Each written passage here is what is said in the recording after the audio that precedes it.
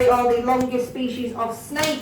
The longest recorded reticulated python was 32 foot and 9.5 inches. Now if you look at that rope above your head, this is around about the size of that snake. This snake was found way back in 1912 where there was more prey, where there was more land, therefore more prey items available. So this is why that snake was so big.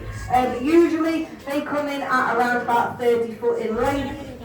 That is just a little something about all the different kinds of snakes here, but now we're going to focus on little Harry here. So Harry is a corn snake, as I mentioned. They are predominantly found in Central America, so places like Florida and North Carolina. Now corn snakes, they look pretty similar to the highly venomous copperhead snake. The best way to tell the difference is the patterns on their stomach. As you can see, he looks a little bit like a chessboard. This is predominantly what corn snakes have, whereas copperheads, they don't really have that. But you're not going to take your chances, are you? You're not going to pick up a venomous snake and look at its belly and be like, yeah, that's not venomous. So what happens is, unfortunately, where corn snakes are found, because they look very similar to that venomous snake, they are captured and they are killed. Not that you should kill venomous snakes anyway, but they are heavily mistaken. Unfortunately, they pay the price for it.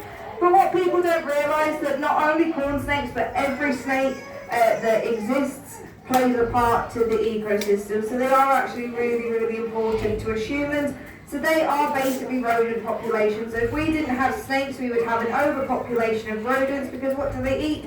They eat rodents. They eat mice, they eat rats, they eat bats and things like that, even eggs.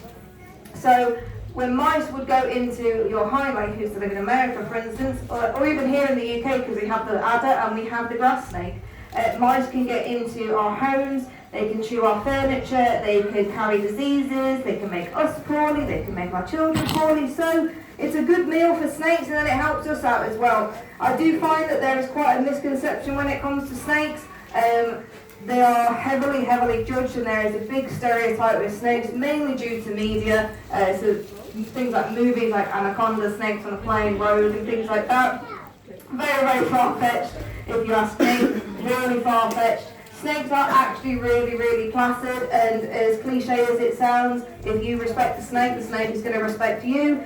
You cannot ignore any warning signs, and this is the thing with snakes, they give you plenty of warning signs. So people that have been bitten by snakes, 90% of the time, it is their fault, unless they are out hiking and they accidentally step on a venomous snake or something like that. But in terms of constrictor snakes, which is what he is, 90% of the time they do actually leave humans alone. I mean, the last recorded human death from a constrictor snake was way back in, well, I say way back, quite recently actually.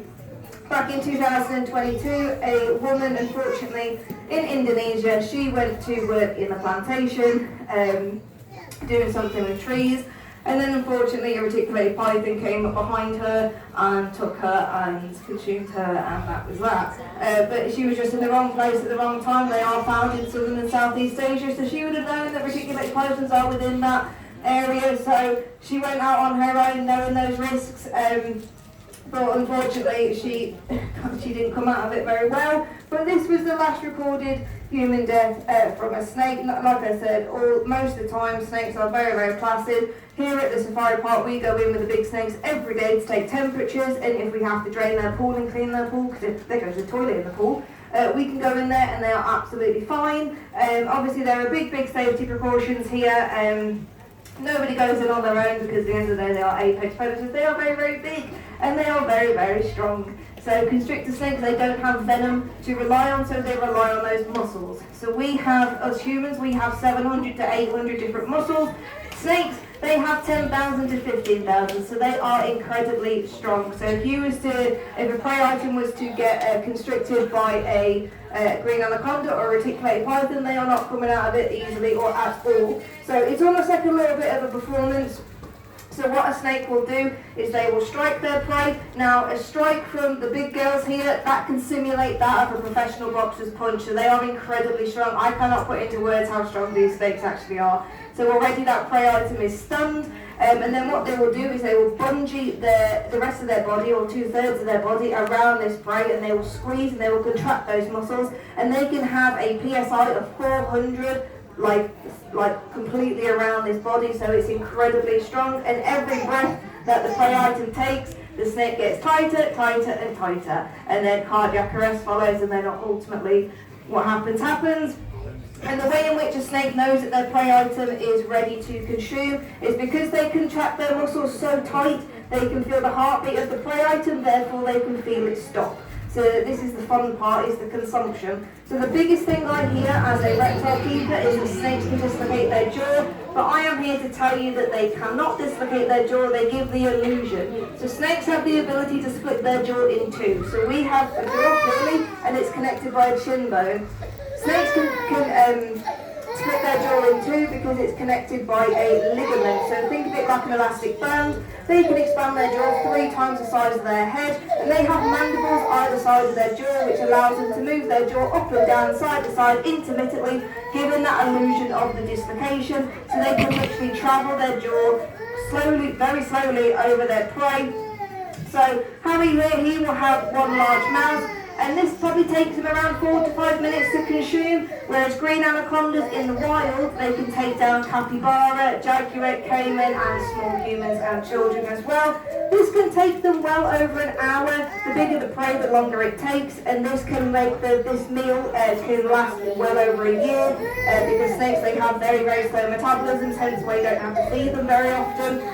So once we have fed the big girls here at the safari park, they have extra large rabbits. So Nagini, the biggest snake that we have, she will have 3 to 4, and these rabbits are around about this big.